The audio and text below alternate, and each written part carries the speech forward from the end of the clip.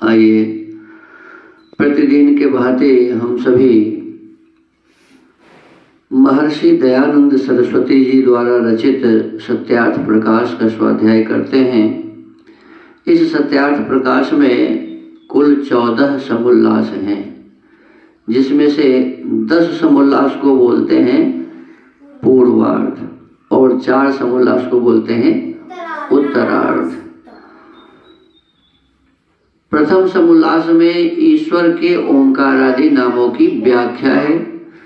द्वितीय समुल्लास में संतानों की शिक्षा। तृतीय समुल्लास में ब्रह्मचर्य, पठन पाठन व्यवस्था, सत्यासत्य ग्रंथों के नाम और पढ़ने पढ़ाने की रीति है। चतुर्थ समुल्लास में विवाह और गृहस्थम का व्यवहार लिखा हुआ है। पंचम समुल्लास में वानप्रस्थ और संन्यासाश्रम की विधि। छठे समुल्लास में राजधर्म। सप्तम समुल्लास में वेदेश्वर विषय। अष्टम समुल्लास में जगत की उत्पत्ति, स्थिति और प्रलय। नवम समुल्लास में विद्या, अविद्या, बंध और मोक्ष की व्याख्या। 10वें समुल्लास में आचार, अनाचार और भक्ष्या भक्ष्य विषय। एकादश समुल्लास में आर्यावर्ती मत मतांतर का खंडन मंडन विषय। द्वादश समुल्लास में चारवाक, बौद्ध और जैन मत का विषय। त्रयोदश समुल्लास में ईसाई मत का विषय। 14वें समुल्लास में मुसलमानों के मत का विषय और 14 समुल्लासों के अंत में आर्यों के सनातन वेद विहित मत की विशेषतः इस ग्रंथ में व्याख्या लिखी गई है। स्वामी दयानंद सरस्वती जी कहते हैं, जिसको मैं भी यथावत मानता हूँ। इस समय हम सभी प्रथम समुल्लास का स्वाध्याय कर रहे हैं और पिछले दिनों हमने ओम के अर्थ को करते हुए ओम का एक अर्थ बृहस्पति भी होता है। परमात्मा के अनंत नाम में से एक नाम बृहस्पति भी है। क्यों परमात्मा का नाम बृहस्पति है? तो कहते हैं जो बड़ों से भी बड़ा है, जिससे बढ़कर, जिससे बड़ा संसार में कोई भी नहीं है। तो बड़ों से बड़ा होने से परमात्मा का नाम बृहस्पति है। और जितने संसार में बड़े से बड़े पदार्थ हैं, सबका स्वामी भी वही है। सबका स्वामी भी वही परमेश्वर है। वो बड़ों से बड़े से बड़ा है और बड़े से बड़े पदार्थ जो हैं उनके भी वो स्वामी हैं। इससे उस परमेश्वर को बृहस्पति कहते हैं। आज है विष्णु। परमात्मा का एक नाम क्या है? विष्णु भी है। कहते हैं विष्णु व्याप्तो। इस धातु से नु प्रत्यय होकर विष्णु शब्द सिद्ध हुआ है। विष्णु शब्द कैसे सिद्ध हुआ है? विसृली व्याप्तो धातु है। विसृली धातु है जिसका अर्थ होता है व्याप्तो।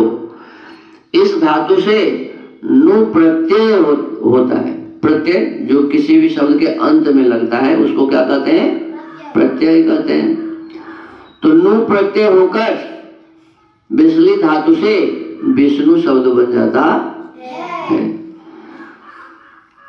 अब कहते हैं कि वे वेष्टि व्यापनोति चराचरम जगत स विष्णु। चर और अचर। चर माने जो चलने वाला है, चेतन। चर का अर्थ क्या है यहाँ? और अचर का अर्थ है जड़ और चेतन, जिसमें जान नहीं है।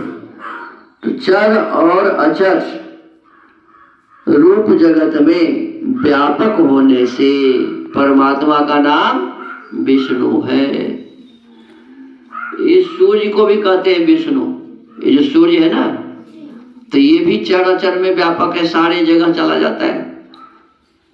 सूर्य के किरण कहाँ जाते हैं? एक जगह, दो जगह की सब जगह? सब जगह जा रहे हैं। तो इसीलिए विष्णु को भी, सूर्य को भी विष्णु कहते हैं। वो भी बहुत सारे स्थानों में व्यापक है। और एक विष्णु बहुत बड़े महापुरुष भी हुए। क्या हुए?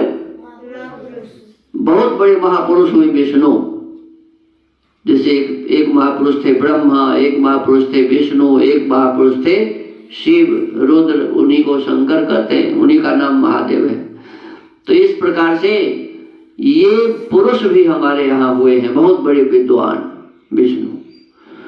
और परम ब्रह्म परमेश्वर का नाम भी विष्णु है।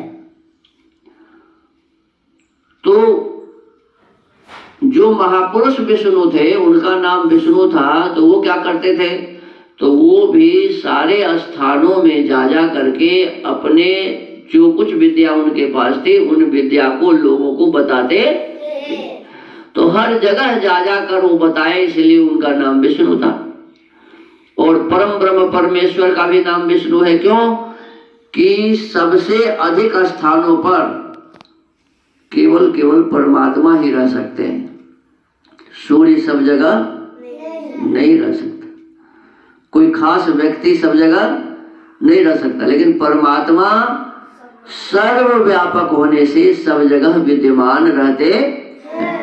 तो कहते हैं कि वह परमपिता परमात्मा, वह ईश्वर सब जगह है, सब जगह व्याप्त है। संसार का कोई भी कण ऐसा नहीं है जिसमें वह नहीं है। इसीलिए उस परमेश्वर को क्या कहते हैं? विष्णु कहते हैं। परमात्मा का नाम विष्णु क्यों है, समझ में आ गया ना? वह परम ब्रह्म परमेश्वर, वह ईश्वर सब जगह व्याप्त है, चर जगत में, अचर जगत में, सब जगत में, चेतन और जड़ सब में वह परमात्मा विराजमान है। सबके अंदर, बाहर, ऊपर, नीचे सब में है। एक कवि कहते हैं, कण कण में बसा प्रभु देख रहा, चाहे पुण्य करो चाहे पाप करो। भगवान तुम्हारे सभी कामों को देख रहे हैं। आप अच्छा कर रहे हैं उसको भी भगवान देख रहे हैं, आप बुरा कर रहे हैं उसको भी भगवान देख रहे हैं। गुरु जी से न छिपा लेंगे, परमात्मा से छिपाया नहीं जा सकता किसी भी काम को।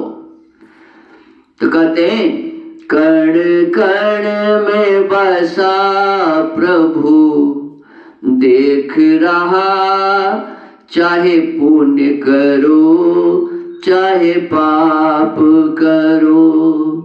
कोई उनकी नजर से बच न सका, चाहे पुण्य करो चाहे पाप करो।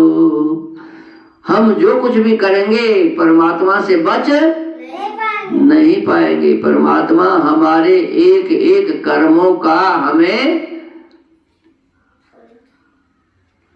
फल देंगे। अच्छा करेंगे तो अच्छा फल मिलेगा, बुरा करेंगे तो बुरा फल मिलेगा। कोई माफ नहीं करेगा, नहीं कर सकता है। तो इसीलिए हमें बड़े ही समझदारी पूर्वक कर्म करना चाहिए, क्योंकि वह परमात्मा विष्णु है, सब जगह विद्यमान है। विष्णु का अर्थ समझ गए?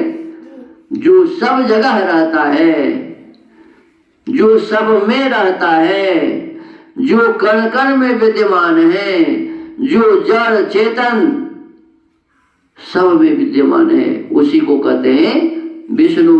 तो उस परमपिता परमात्मा का एक नाम विष्णु इसीलिए है कि परमात्मा सब में है, सब जगह है।